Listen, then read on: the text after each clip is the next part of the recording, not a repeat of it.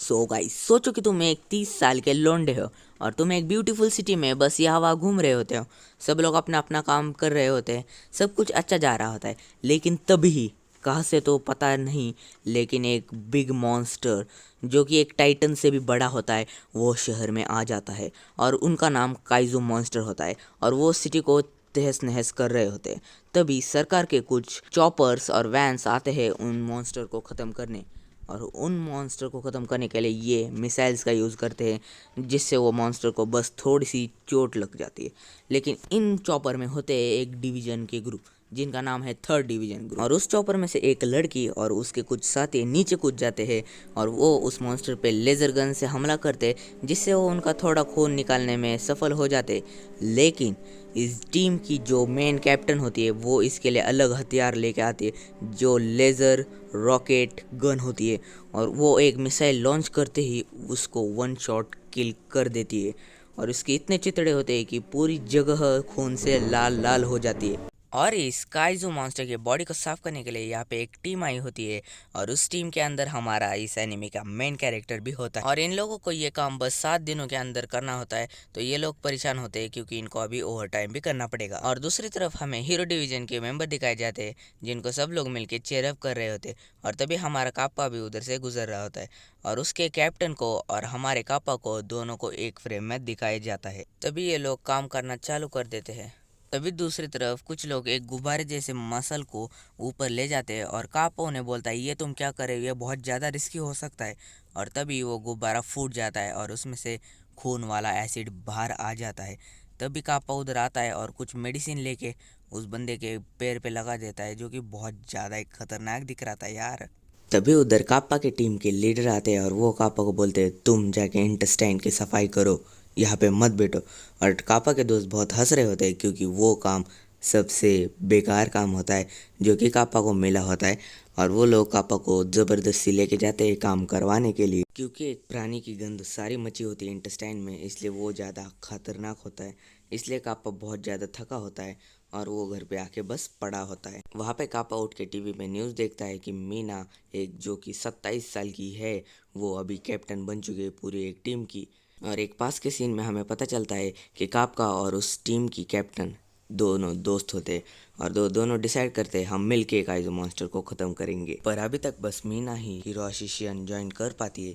काप्पा अभी तक वही सड़े हुआ काम करता है, लेकिन काप्पा अभी भी मन में सोच रहा होता है ये मेरा काम भी कुछ गंदा नहीं है, मुझे एक रहने के लिए अच्छा घर, खाने के लिए अच्छा अच्छा खाना भी मिलता है और ये है मेरे हिसाब से बुरा काम भी नहीं है। ऐसे बोल के वो सो जाता है। तभी अगले दिन काप्पा अपने काम पे जाने के लिए रेडी होता है और वो वहाँ से निकल जाता है। और ऑफिस में पहुँचने के बाद उसे पता चला है हमारे यहाँ पे एक नया बंदा काम करने के लिए ज्वाइन हुआ है, उसका नाम इचिकावा होता है और वो भी डिफेंस फोर्स में जाना चाहता है और काप्पा भी जाना चाहता था। इसलिए काजू ने उसे उसके साथ रहने को बोला क्योंकि काप्पा भी डिफेंस फोर्स में जाना चाहता था और वो इतने बार फेल हो चुका है और वो अभी भी यहीं पे सड़ रहा है, इसलिए उसने हार मान ली थी। लेकिन रेनो बोलता है मैं हार नहीं मानूंगा। और उसके बाद कैप्टन बोलते हैं कि आज पैरों को काटने का काम शुरू कर सकते, और वो रेनो को बोलते हैं तुम जाके इंटेस्टाइन की साफ सफाई करोगे। और कापा उधर से हंस रहा होता है, लेकिन कैप्टन उसे भी काम करने के लिए बोलते हैं। तभी कापा बोलता है भाई लगातार दो दिन, वो भी इंटेस्टाइन का काम करने के लिए। तभी कापा एक पाइप उठा के काम करने के लिए आगे चला जाता है। तभी कैप्टन बोलते हैं कापा कंप्लेंट्स बहुत करता है लेकिन वो कभी काम के लिए नहीं बोलता, अगर उसने टेस्ट बहुत अच्छा किया होता तो वो डिफेंस फोर्स में बहुत ही अच्छा काम करता। तभी वो दोनों लोग एक पार्क में बैठे होते हैं और कापा को उल्टी आ रही होती है जैसे कि रेनो को भी आई होती है। तभी कापा रेनो को एक पाउच और 2 नोज वाले बर्ड्स देता है ताकि काम करते हुए रेनो को तकलीफ ना हो, लेकिन पता नहीं रेनो इसको क्या समझ लेता है। तभी वहाँ पे रेनो आ जाता है और वो कापा को शुक्रिया बोलने के लिए आया होता है क्योंकि कापा ने उसे नोज वाले बर्ड्स दिए होते और उससे उसे काम करने में कुछ भी तकलीफ नहीं होती। तभी रेनो कापा को बोलता है कि अब से डिफेंस फोर्स में ज्वाइन करने की एज लिमिट 30 कर दी गई है।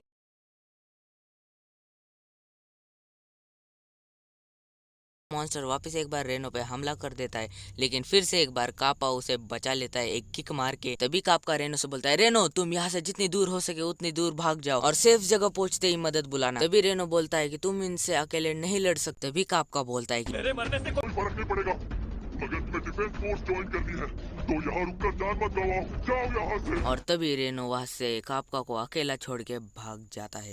रॉड ले लेता है और उसको आगे एक बिल्डिंग दिखती है। वो सोचता है कि उसके अंदर चले जाओ तो ये मुझे नहीं पकड़ पाएगा, लेकिन जैसे वो मॉन्स्टर अपने हाथ से उस पर अटैक करने वाला होता है कि कापका जोर से भागता है और वहां से खिड़की से कूद जाता है। और वो खिड़की से कूदते कूदते सोचता है कि वहां पे हमें कापका और मैना का पास दिखाया जाता है, उसी कैप्टन वाले मैना का।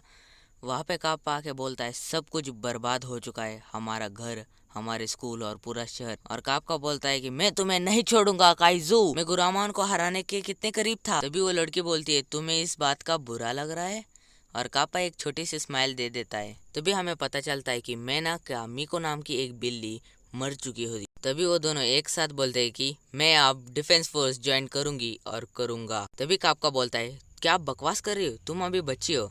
तभी मैना बोलती है तुम अभी कौन से स्कूल के टीचर बन चुके हो। तभी कापका बोलता है तो देखते हैं कौन सबसे अच्छा डिफेंस फोर्स ऑफिसर बनता है, हम मिल के सारे काइजू को खत्म करेंगे। और तभी यहाँ पे बाहर कापा भी नीचे गिर चुका होता है और वो अभी भागने के लिए वापस एक बार तैयार होता है, लेकिन उसके पैर पे चोट आ जाती है और वो अभी एक जगह पे रॉड लेके खड़े होता ही है कि काइजू मॉन्स्टर उसके हाथ पे बहुत जोर से मारता है। और तभी कापका वहाँ पे बहुत जोर से चिल्लाता है और वो अभी उठने की कोशिश कर रहा होता है, लेकिन उससे उठा नहीं जा रहा होता है क्योंकि उसके बहुत जोर से लग जाती होती। तभी वो काइजू मॉन्स्टर कापका को खाने जा ही रहा होता है कि तभी इचिगावा आके उसके मुंह के ऊपर एक बहुत जोर से डंडा मार देता है। तभी कापका उसको बोलता है कि इचिगावा तुम यहाँ पे क्यों आए, तुम यहाँ से भाग क्यों नहीं गए बेवकूफ। तभी इचिगावा बोलता है कि चिंता मत कीजिए, मदद आ रही है। लेकिन कापका वापस उसे बोलता है कि तुम यहाँ पे क्यों आए। तभी इचिगावा बोलता है कि अगर मैंने आपको यहाँ पे मरने के लिए छोड़ दिया तो मैं डिफेंस फोर्स कभी भी नहीं ज्वाइन कर पाऊंगा।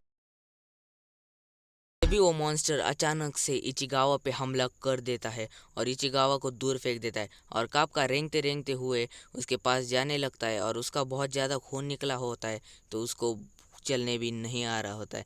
तभी इचिगावा वापस से वो डंडा पकड़ के उसके मुंह के ऊपर मारने जा रहा होता है, लेकिन अब वो ऐसा नहीं कर पाता। कापका को लगता है कि अभी इचिगावा मर गया, लेकिन तभी एक टाइगर आता है और वो मॉन्स्टर पूरा का पूरा तहस नहस होता है, वो भी वन शॉट में। और कापका ये देख के हैरान हो जाता है कि भाई ऐसा किसने किया। तभी हम देखते हैं कि वहाँ पे मैना आ जाती है और उसने ही उस मॉन्स्टर को वन शॉट किल किया होता है। और वो बोलती है अपने दो बंदों से कि वहाँ पे 2-3 लोग घायल हो चुके हैं तो उन्हें जाके मदद करो। और उसके बाद में हमें हॉस्पिटल वाला सीन दिखाया जाता है जहाँ पे कापका बहुत बुरी तरह से घायल हो चुका होता है। तभी कापका सोचता है कि मीना कितनी लाजवाब है, उसने उस राक्षस को 1 सेकंड में मार गिराया। कापका ये सब बोल ही रहा होता है कि उसके बाजू से एक आवाज़ आती है कापका सर। तभी कापका बहुत ज़्यादा शर्म मच जाता है क्योंकि उसके पता नहीं था उसके बाजू में इचिगावा भी सोया होता है। तब इचिगावा बोलता है कि अगर तब काइजू मॉन्स्टर जब आया था तब अगर आपने मेरी भाग के जान नहीं बचाई होती तो अभी यहाँ पे मेरी लाश पड़ी मिलती। कापका बोलता है कि मैं हर बार इस चीज से भाग नहीं सकता हूँ। तभी कापका बोलने जा ही रहा होता है कि क्या मैं डिफेंस फोर्स के लिए फिर एक बार, और उसके बाद उसके सामने एक मच्छर जैसी चीज आती है। तभी वो मच्छर बोलता है आखिर मिल गए, और कापका हड़बड़ाता है और वो मच्छर डायरेक्ट कापका के मुंह के अंदर जाता है।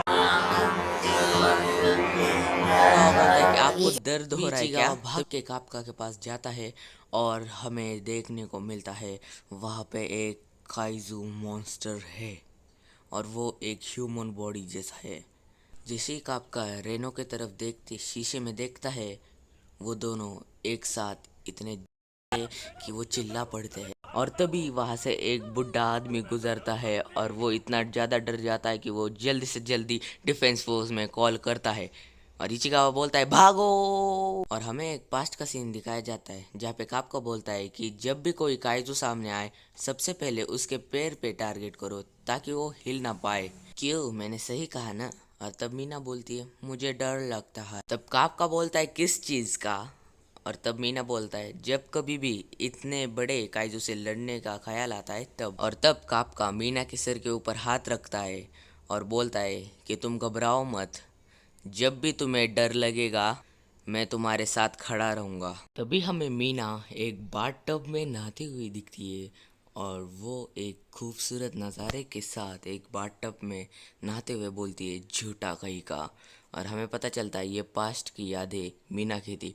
और मीना बाहर निकलती है बाथटब के और सुनती है कि योकोहामा साउथ जनरल हॉस्पिटल में एक काइजू है और बाद में वो बोलती है मैं मेरे टीम के साथ वहाँ पे पहुँचती हूँ। और इस सीरीज़ का ये पहला एपिसोड यहीं पे ख़त्म होता है। अगर आपको इसका एपिसोड नंबर 2 और बाकी के भी एपिसोड देखने हैं तो वीडियो को लाइक और चैनल को सब्सक्राइब कीजिए।